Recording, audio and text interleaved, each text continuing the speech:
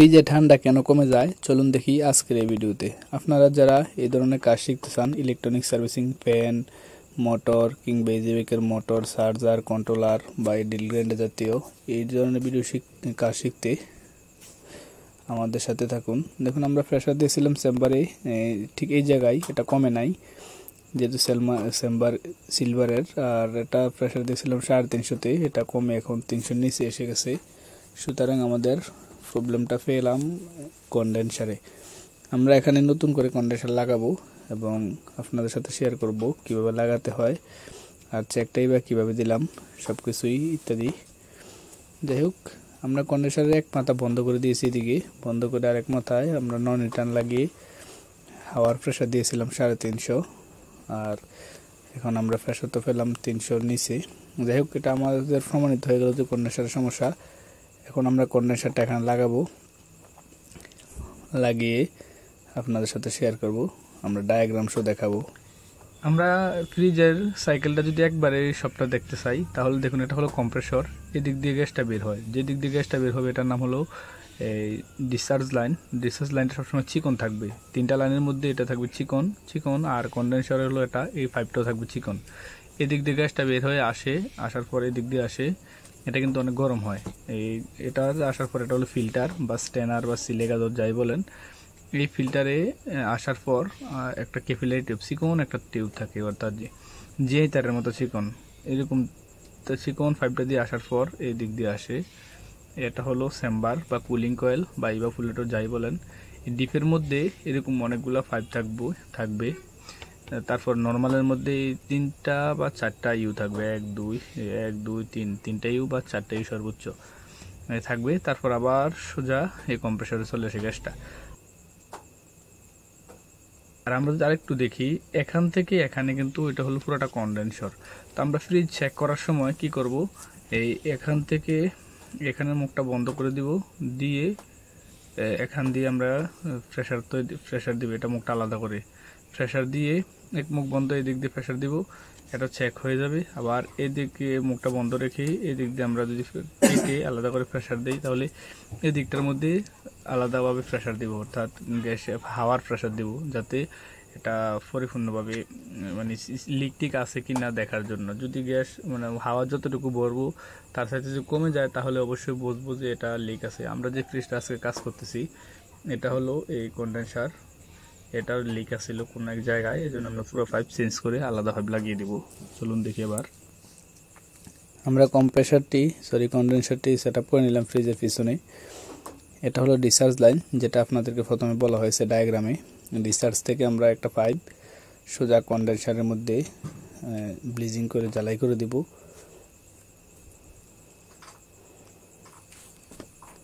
এটা এখানে আমরা পিতলে জ্বালাই দিতে হবে, কারণ লোহা আর তামা একসাথে জ্বালাই দিতে পিতল ব্যবহার করতে হয়। নিচেও আমরা জ্বালাই দিব পিতলের। ব্লিচিং দিয়েছিলাম, প্রথম হয় নাই, কারণ এখানে এর আগে লোহার জ্বালাই ছিল, এই জন্য আমরা পিতল ব্যবহার করব। যাই হোক, জ্বালাই দেওয়ার পর ফিনিশিংটা যদি একটু দেখাই আপনাদের, দেখুন এখানে ফিনিশিংটা অনেক সুন্দর হয়েছে। যাই হোক, কন্ডেন্সারের পর আমরা একটু হাওয়াটা চেক করে নেব ঠিকঠাক আছে কিনা। প্রেশার সবই ঠিক আছে। এখন আমরা আপনাদেরকে ভালোভাবে দেখানোর জন্য পিছনে একটু সাদা খাতা দিয়ে দিলাম, যাতে দেখা যায়। এটা হলো সাকশন লাইন। সাকশন লাইনটা আপনারা চাইলে ডান দিকে বা বাম দিকে যে কোনো একদিকে দিতে পারেন। ডিসচার্জ লাইনটা আলাদা করলে আর দুটো লাইন সেম একেবারে। যদিও ডায়াগ্রামে দেখিয়েছি যে এটা বাম দিক দিয়ে দিয়েছি, তা কোনো সমস্যা নাই, বাম দিক ডান দিক একই জিনিস। এখানে জ্বালাই করতে দেখুন খাতার মধ্যে আগুন ধরে গেল, এটা সমস্যা নাই।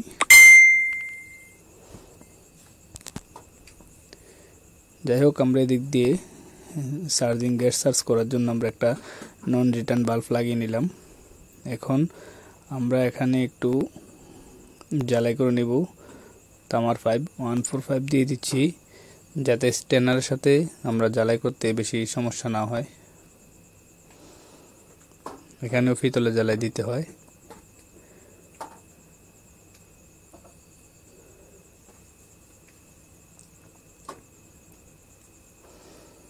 এখানেও আমাদের জ্বালাই দেওয়া শেষ। এখন আমরা পাইপটা কেটে একটু ছোট করে নিব যাতে স্ট্যান্ডারটা লাগাতে পারি।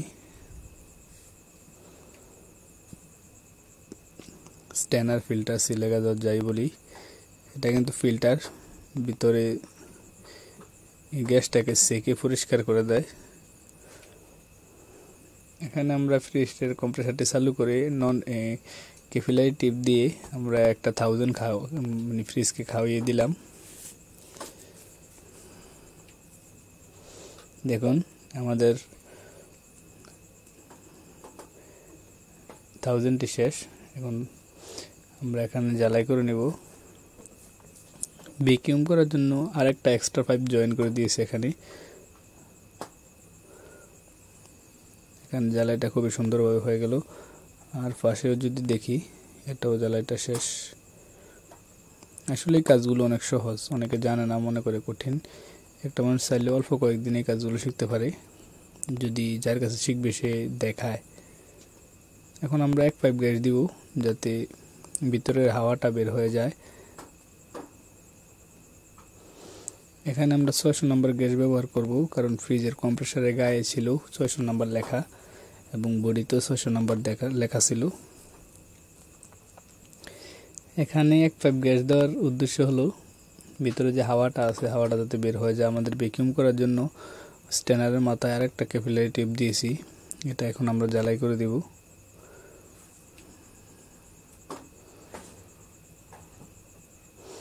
এটা গরম করে ফ্লাশ দিয়ে পাঞ্চ করে দিব। পাঞ্চ করার পর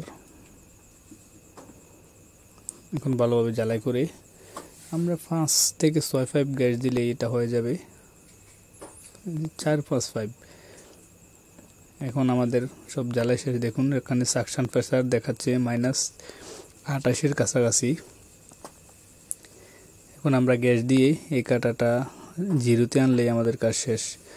যতক্ষণ গ্যাসের প্রেসার 0-তে না আসবে ততক্ষণ আমরা গ্যাস দিতেই থাকবো।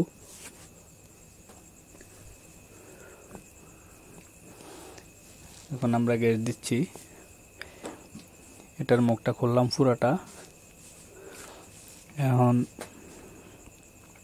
এখন দেখুন এখানে এটা যদি ছেড়ে দেই, একবারে ছাড়া উচিত না, কারণ লিকুইড কম্প্রেসারের ভিতরে গেলে এটা কম্প্রেসার ব্লক হয়ে যেতে পারে। এই জন্য আমরা আস্তে আস্তে ছাড়বো। আমাদের এক পাইপ গ্যাস দেওয়া শেষ, এটা হলো দ্বিতীয় পাইপ। আবার দিলাম তৃতীয় পাইপ। এভাবে 4 পাইপ গ্যাস দেওয়ার পর আমরা দেখব যে সব ঠিকঠাক আছে কিনা, ফ্রিজের সাকশন প্রেসার কত থাকে। 600 নম্বর গ্যাসের ক্ষেত্রে কিন্তু সাকশন প্রেসার 0-এর মধ্যে থাকবে, এটা অবশ্যই খেয়াল রাখবেন। অর্থাৎ মিটারের মধ্যে 0 দেখাবে। 4 পাইপ বা 5 পাইপ গ্যাস দেব। দেওয়ার পর দেখতেছি এখানে ঠান্ডা এসে গেছে। আমরা এটা 4-5 ঘন্টা চালানোর পর এরকম দেখলাম যে ভিতরে ঠান্ডা এসে গেছে। এখানে আর চিন্তার দরকার নাই। Thank you for watching this video. আল্লাহ হাফেজ।